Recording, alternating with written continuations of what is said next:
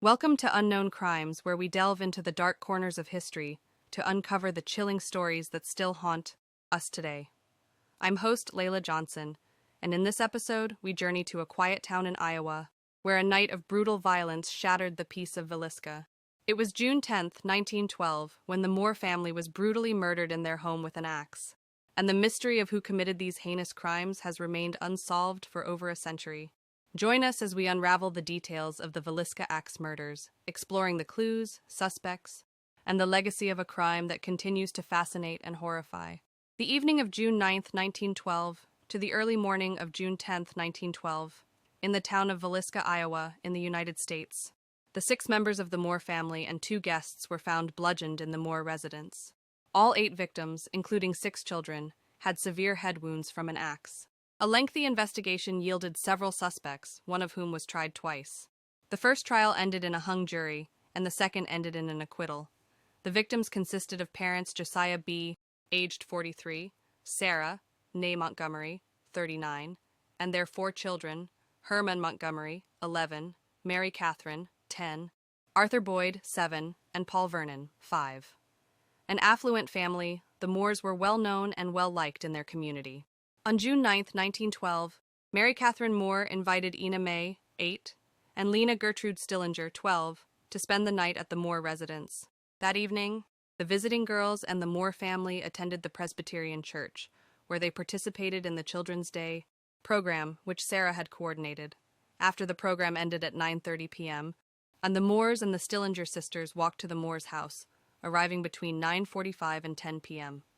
At 7 a.m., the next day, June 10th, Mary Peckham, the Moore's neighbor, became concerned after she noticed that the family had not come out to do their morning chores. Peckham knocked on the Moore's door. When nobody answered, she tried to open the door and discovered that it was locked. Peckham let the Moore's chickens out and called Ross Moore, Josiah's brother. Like Peckham, Moore received no response when he knocked on the door and shouted. Ross unlocked the front door with his copy of the house key. While Peckham stood on the porch, Ross went into the parlor and opened the guest bedroom door, where he found Ina and Lena Stillinger's bodies on the bed. Moore immediately told Peckham to call Henry Hank Horton, Villisca's primary peace officer, who arrived shortly thereafter. Horton's search of the house revealed that the entire Moore family and the 2 Stillinger girls had been bludgeoned to death. The murder weapon, an axe belonging to Josiah, was found in the guest room where the Stillinger sisters were found. Doctors concluded that the murders had taken place between midnight and 5 a.m. 2 spent cigarettes in the attic suggested that the killer or killers patiently waited. According to the official tour, there were no cigarettes found in the attic until the Moore family and the Stillinger guests were asleep. The killers began in the master bedroom, where Josiah and Sarah Moore were sleeping. Josiah received more blows from the axe than any other victim. His face had been cut to such an extent that his eyes were missing. The ceiling in his room also had a gouge mark from when the murderer lifted the axe to murder him. 4. The killer or killers used the blade of the axe on Sarah, while using the blunt end on the rest of the victims. Herman, Mary Catherine, Arthur, and Paul were next bludgeoned in the head in the same manner as their parents.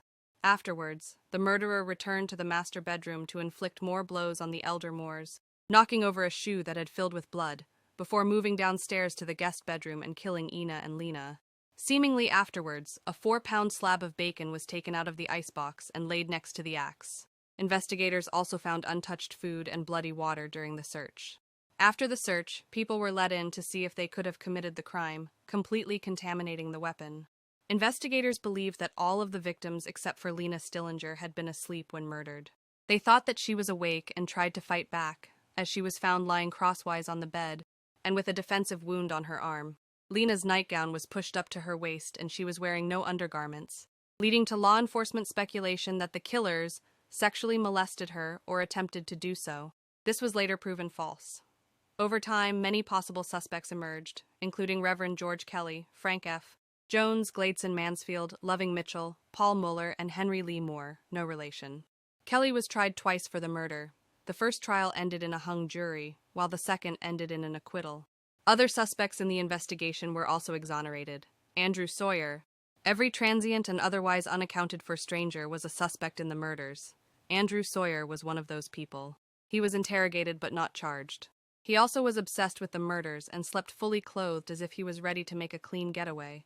And he also slept with an axe by his bed. Reverend George Kelly edit. Kelly was an English-born traveling minister in town on the night of the murders.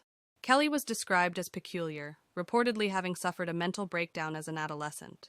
As an adult, he was accused of peeping and several times asking young women and girls to pose nude for him. On June 8, 1912, he came to Villisca to teach at the Children's Day services, which the Moore family attended on June 9, 1912. He left town between 5 o'clock in the morning and 5:50 in the morning on June 10, 1912, hours before the bodies were discovered. Reverend Kelly had confessed to the murders in court, but the jury didn't believe his confession he was the town pervert. He was part of the murder, according to the police. In the weeks that followed, he displayed a fascination with the case and wrote many letters to the police, investigators, and family of the deceased. This aroused suspicion, and a private investigator wrote back to Reverend Kelly, asking for details that the minister might know about the murders. Kelly replied with great detail, claiming to have heard sounds and possibly witnessed the murders. His known mental illness made authorities question whether he knew the details because of having committed the murders or was imagining his account. In 1914, 2 years after the murders, Kelly was arrested for sending obscene material through the mail. He was sexually harassing a woman who applied for a job as his secretary. He was sent to St. Elizabeth's Hospital, the National Mental Hospital in Washington, D.C. Investigators speculated again that Kelly could be the murderer of the Moore family. In 1917, Kelly was arrested for the Villisca murders. Police obtained a confession from him. However, it followed many hours of interrogation, and Kelly later recanted. After 2 separate trials, he was acquitted. Frank F. Jones edit. Frank Fernando Jones was a Villisca resident and an Iowa state senator. Josiah Moore had worked for Frank Jones at his implement store for many years before leaving to open his own store. Moore reportedly took business away from Jones, including a very successful John Deere dealership. Moore was rumored to have had a sexual affair with Jones's daughter-in-law, though no evidence supports this. Another theory was that Senator Jones hired Gladeson William Mansfield to murder the Moore family. 9 months before the murders at Villisca, a similar case of axe murder occurred in Colorado Springs, Colorado. 2 axe murder cases followed in Ellsworth, Kansas, and Paola, Kansas. The cases were similar enough to raise the possibility of having been committed by the same person. Other murders reported as possibly being linked to these crimes include the numerous unsolved axe murders along the Southern Pacific Railroad from 1911 to 1912, the unsolved Axemen of New Orleans killings, as well as several other such murders during this time period. The murders in Colorado Springs were closely related in execution to those in the Moore house. H.C. Wayne, his wife and child, and Mrs. A.J. Burnham were found dead, murdered with an axe. Bed sheets were used to cover the windows to prevent passers-by from looking in. At the Moore house, the murderer hung aprons and skirts to cover the windows. As in the murders in Villisca, the murderer in Colorado Springs wiped the blood off his axe and covered the heads of the victims with bedclothes. Gladeson Mansfield was also the prime suspect of the Burns Detective Agency of Kansas City and Detective James Newton Wilkerson, who suggested that he was a cocaine-addicted serial killer. According to contemporary news reports, Wilkerson believed Mansfield was responsible for the axe murders of his wife, infant child, father-in-law, and mother-in-law in Blue Island, Illinois, on July 5, 1914, 2 years after the Villisca murders. The axe murders committed in Paola, Kansas, 4 days before the Villisca murders, and the murders of Jenny Peterson and Jenny Miller in Aurora, Illinois.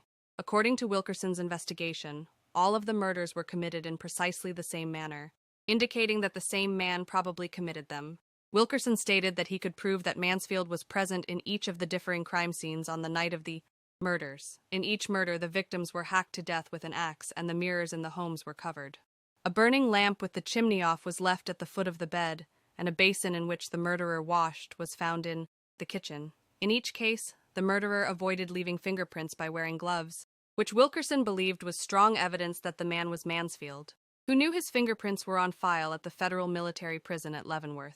Wilkerson managed to convince a grand jury to open an investigation in 1916, and Mansfield was arrested and brought to Montgomery County from Kansas City. Payroll records, however, provided an alibi that placed Mansfield in Illinois at the time of the Villisca murders. He was released for a lack of evidence, and later won a lawsuit he brought against Wilkerson, and was awarded $2,225. Wilkerson believed that pressure from Jones resulted not only in Mansfield's release, but also in the subsequent arrest and trial of Reverend Kelly. However, R.H. Thorpe, a restaurant owner from Shenandoah, Iowa, identified Mansfield as the man he saw the morning after the Villisca murders boarding a train at Clarinda. This man said he had walked from Villisca. If proven to be true, this testimony would disprove Mansfield's alibi. Furthermore, it was reported that a Mrs. Vina Tompkins of Marshalltown was on her way to testify that she heard 3 men in the woods plotting the murder of the Moore family a short time before the killings. Henry Lee Moore. Henry Lee Moore was a suspected serial killer who was not related to the slain Moore family, who was convicted of the murder of his mother and grandmother several months after the murders in Villisca, his weapon of choice being an axe. Before and after the murders in Villisca, the very similar axe murders on his mother and grandmother were committed, and all of the cases showed striking similarities, leading to strong suspicion that some, or all of the crimes were committed by an axe-murdering serial killer. And just like Blackie Mansfield, the axe-murdering Henry Moore can also be considered a suspect in some of these slayings. Samuel R. Moyer. At the inquest, it was reported that Samuel Ronald Moyer, Josiah's brother-in-law, often threatened to kill Josiah Moore. However, upon further investigation, Moyer's alibi cleared him of the crime. Paul Muller. In their 2017 book, The Man from the Train, Bill James and his daughter Rachel McCarthy. James discussed the Villisca murders as part of a much larger series of murders, which they believe were all committed by a single serial killer. They conclude the murderer was Paul Mueller, or Miller, an immigrant possibly from Germany, who was the subject of an unsuccessful year-long manhunt as the sole suspect in the 1897 murder of a family in West Brookfield, Massachusetts, who had employed him as a farmhand. James started his research in an attempt to solve the Villisca murders, and with his daughter found archival newspaper stories detailing dozens of families murdered under similar circumstances across the U.S. The Jameses thus believe that Mueller was guilty of the Villisca murders as part of a killing spree that lasted over a decade, killing at least 59 people in 14 separate incidents, including the Colorado Springs and Paola crimes. The Jameses identify common features to these crimes, many of which are also found at the Villisca scene. The killer selected families who lived near railroad tracks, which is why the killer was suspected to have traveled. Hence, their book's title. Seemingly struck an ambush at about midnight while the victims were asleep. Used the blunt side of an axe rather than the blade to strike the victims in the head and face. Used an axe found at the victim's home and left in plain sight after the murders. Covered the victims with blankets to prevent blood spatter. Covered windows from inside the house and locked the doors before departure. In Mueller's suspected crimes, there was often, but not always, a sexual motive directed towards a pubescent girl, as with Lena's being partly disrobed. In a blurb on the dust jacket of the hardcover edition of The Man from the Train, professor and crime writer Harold Schechter writes that the Jameses offered the most probable solution yet for the Villisca murders. The story of the Moore family and their tragic end endures as a chilling reminder of the mysteries that sometimes remain forever unsolved. Thanks for watching and joining us on this unsettling journey through the Villisca Axe Murders. If you enjoyed this episode, be sure to subscribe to my channel for more content. Until next time, stay curious, and remember, the shadows of history are often darker than we can imagine.